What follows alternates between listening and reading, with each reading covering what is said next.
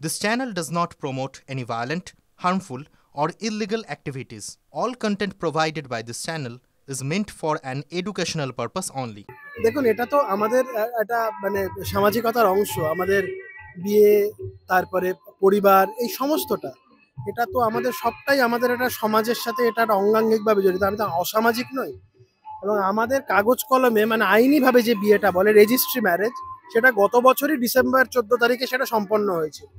তো আজকে শুধুমাত্র রীতিনীতি মেনে আচার আচরণ পালন করাটাই। প্রীতি আর আমার দীর্ঘদিনের পরিচয়, আমরা দীর্ঘদিন আমাদের একসাথে পথ চলা। ওর সাথে আমার যে ভালোবাসার সম্পর্ক সেটা দীর্ঘদিন।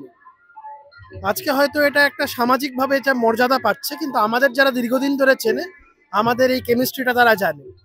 আমার মনে আছে যেদিনকে আমি গ্রেপ্তার হয়েছিলাম 2023 সালে মার্চ মাসে, এবং আমি বেল পাওয়ার পর যখন ওই কোর্ট চত্বরে বসে যখন মাথা কামিয়েছিলাম, এই মাথা কামিয়ে যে প্রতিবাদ করব এবং আমি মাথায় চুল গজাবো না যতক্ষণ না অব্দি সরকার থাকছে, এই প্রতিজ্ঞাটা আমি প্রথম যাকে বলেছিলাম সেটাই হচ্ছে প্রীতি।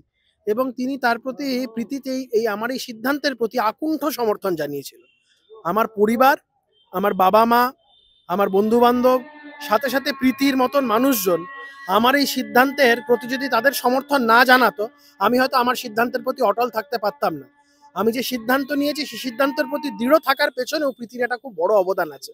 যাক, আজকে আমরা একসাথে একটা নতুন অধ্যায়, আমাদের একসাথে এক পথ চলা নতুনভাবে। সবাই সবার কাছে হাত জোর করে অনুরোধ করবো, আশীর্বাদ করবেন। আমি আমাদের যাতে এই পথ চলাটা খুব সুখকর হয়, আমরা যেন খুব ভালোভাবে একসাথে থাকি, তার জন্য সবাই প্রার্থনা করবেন। ব্যাস, এর বাইরে আর কিচ্ছু না। আজকের দিনে কোনো রাজনীতি নয়, কোনো পেশাগত আলোচনা নয়, সম্পূর্ণটা আনন্দ উপভোগ করা, পরিবার পরিজন এবং বন্ধু বান্ধবদের সাথে মেতে ওঠা, আর কিচ্ছু নেই।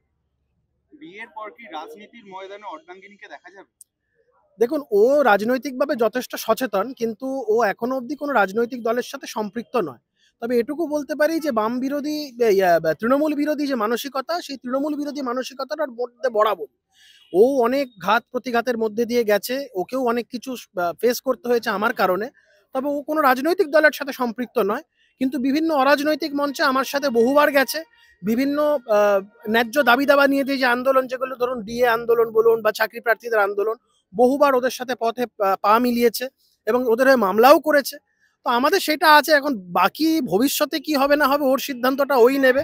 আমি ওর উপরে কখনো কিছু চাপিয়ে দিই না এবং আগামী দিনও দেবো না।